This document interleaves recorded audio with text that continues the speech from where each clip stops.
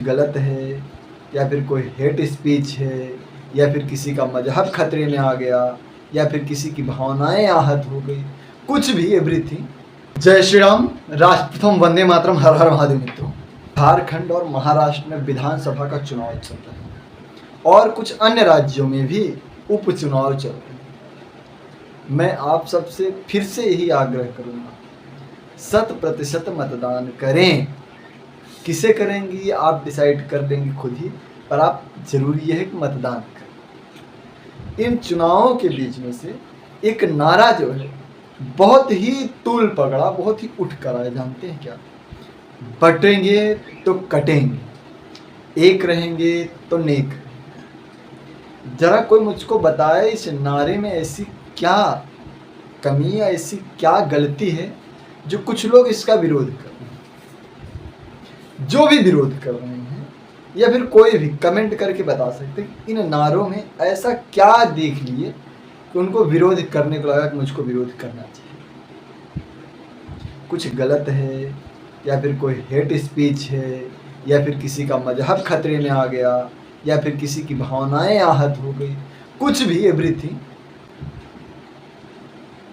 या फिर सेकुलरिज्म का एक अलग ही उनके सामने पिक्चर दिखाया गया। सेकुलरिज्म क्या है?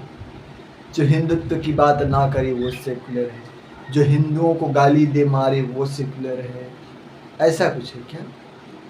जो लोग विरोध कर रहे हैं या तो लोग पूरे अनपढ़ गंवार हैं जिनको बातें समझ में नहीं आती, या तो वो भारत विरोधी हैं।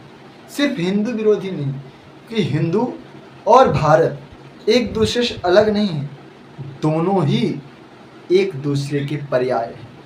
चाहे हिंदू कहो या भारत कहो या सनातनी कहो या हिंदुस्तानी कहो, मीनिंग एक ही। अब जो बटेंगे तो कटेंगे का विरोध कर रहे हैं, उनको जरा पूछिए, क्या हम ये कहें कि फूट डालो और राज करो, ये सही है? हम तो यही कहेंगे ना बेटा, बटेंगे तो कटेंगे, एक रहो, एकजुट रहो, संगठित रहो। गलत क्या है इसमें? फिर विरोध क्यों? विरोध करना है तो करो ना किसी अच्छी चीज का। हम आपके साथ करते ना यार। अब किसी भी चीज का विरोध करोगे थोड़ी नहीं चलेगा। अगर जहां जा करके इतने वर्षों बाद सनातनी हिंदू एकत्र हो रहा है, संगठित हो रहा है, तो तुम्हारी क्यों पिछवाड़ा फट रहा है? और यहाँ तक तो योगी जी ने हिंदुओं का भी नाम नहीं लिया। उन्होंने कहा बटोगे तो कटोगे। सबके लिए हो सकता है, पर आपकी मेंटालिटी इतनी अलग कैसी, समझ में नहीं आ रही। मैं खास करके 2-3 लोगों को बोल रहा हूँ, निशाने में सब समझ रहे हैं। अब इसी में हैदराबाद के 2 बकरे हैं, उनको भी बिना बोले रहा नहीं जाता। एक बकरा तो फिर से 15 मिनट का टाइम मांगने लगा। बड़े भाई ने बोले तो नाजायज अब्बू भी बोल सकते, क्योंकि तुम में तो सब चलता है, कॉमन। तो उन्होंने किस तरीके से रिक्वेस्ट करके माफ़ी मांगा। इस बार तो फिर वही गलती कर रहा है, पर इस बार उन्होंने ये नहीं कहा कि 15 करोड़ 100 करोड़ पर भारी कर रहे हैं। 15 करोड़ 100 करोड़ पर भारी पड़ेंगे। इस बार उन्होंने थोड़ा सा चेंजेस कर दिया। अब इसी बीच में सिर्फ वही थोड़ी नहीं, हिंदू भी तो कम थोड़ी नहीं, वो भी तो, उनके शरीर में भी तो खून है, वो भी अपनी माँ का दूध पिए हैं, वो कैसे चुप रहेंगे? इसी में किसी ने ओवैसी को 15 सेकंड का टाइम दे डाला। बोलता 15 मिनट छोड़ो, तुम 15 सेकंड के लिए आ जाओ, 1 to 1 कर लेते हैं। तो क्या करेंगे 1 to 1? लोग टॉयलेट जाते हैं तो भी बॉडीगार्ड लेकर जाते हैं। अब तुमसे जो भी रिप्लाई किया है उसको बोल रहा हूँ, तुमसे थोड़ी मिलने आएगी।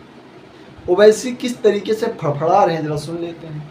वो एमपी साहिबा जो महाराष्ट्र से आके छोटे को रोक के रखा हूं। अगर जिस दिन मैं छोटे को बोला कि मियां मगर आराम कर तो तुम संभाल लो, फिर तुम संभालो। तुमको मालूम ही क्या है छोटा, क्या है नहीं मालूम तुमको। तोप है वो, बोर बच्चा है, सालार का बेटा है। बहुत मुश्किल से समझा के बिठाना पड़ता उनको, और उनको समझाने वाले का नाम असदुद्दीन ओवैसी है। किसके बाप को नहीं सुनने वाला है छोटा। बोल दूं कल से शुरू करो बैटिंग। अभी खाली उन्होंने टाइमिंग कर रहे, सिंगल सीरियल ले रहे, 1 2 3 कर रहे। अगर शुरू हो गए T20 का तो फिर तुम्हारा भी T20 फिर कैसा होगा देखो। 15 सेकंड का दिन को 15 सेकंड मुर्गी का बच्चा हूँ मैं। बोलो ना कहाँ पे आना आता हूँ मैं। तुम्हारे पप्पा से पूछो, दिल्ली वाले पप्पा से पूछ के बताओ मेरे को। तुम्हारे घर पे आऊँ, तुम्हारे ऑफिस पे आऊँ, कहाँ पे आऊँ बताओ। 15 सेकंड ये कर देंगे। अरे क्या मूर्ख है ये, क्या है यहाँ पर। ओवैसी सुन, तुझे अपने छोटे के ऊपर इतना कॉन्फिडेंस नहीं लेना चाहिए, क्योंकि छोटा नादान है, बच्चा है, अभी ऊंट पहाड़ के नीचे नहीं आया। तू भी तो कुछ समय पहले जब उत्तर प्रदेश में चुनाव था तो बोला था ना कि योगी मठ में चले जाएंगे, मोदी पहाड़ों में चले जाएंगे, तो कौन बचाने आएगा। उसके कुछ ही दिन बाद तू रो रहा था, गिड़गिड़ा रहा था कि मुझ पर जानलेवा हमला हुआ, गोलियां चलाई थी। खैर उससे मेरा कोई लेना देना नहीं, जस्ट याद दिला रहा। तो जब तू गिड़गिड़ा सकता है, रो सकता है, तो छोटा तो जहां से निकला है ना वापस उसे घुस जाएगा। इसलिए छोटे की होल पट्टी बड़ों को मत दो। बाप हैं हम तुम्हारे, हम नहीं, इस देश की 120 करोड़ आबादी है तुम्हारा बाप नहीं है। तो जो 15-20 करोड़ की आबादी कहाँ से आई? अरब से थोड़ी ना आई थी। अरब से आई थी क्या? हमारे पूर्वजों के ही बच्चे हो ना तुम। क्यों फड़ रहा है? मैं किसी मजहब के खिलाफ नहीं बोलना चाहता, बिल्कुल नहीं, ना ही मुझे किसी से कोई दुश्मनी है। पर अगर तू ऐसी बात करेगा, तेरा छोटा बम है तो फट जाएगा, और क्या होगा ज़्यादा से ज़्यादा। और बम फटता है तो बम का क्या होता है वो तो आपको पता है। और छोटे भाई का बम है तो उसका बम भी फटेगा और वो भी फटेगा। छोटा भाई तेरा अगर बम है तो पहले तो उसके बम को फाड़ेंगे, फिर बाद वो भी फट जाएगा। खैर ये बातें तो होती रहेंगी। चुनाव में अपना मतदान करो अच्छे से और भारतीय जनता पार्टी को जिताओ, क्योंकि जो आपके लिए लड़ रहा है उसके लिए आप लड़ो। और नहीं लड़ सकते ना तो कम से कम वोट तो दे ही सकते हो। जय श्री राम। राष्ट्र प्रथम, वंदे मातरम, हर हर महादेव।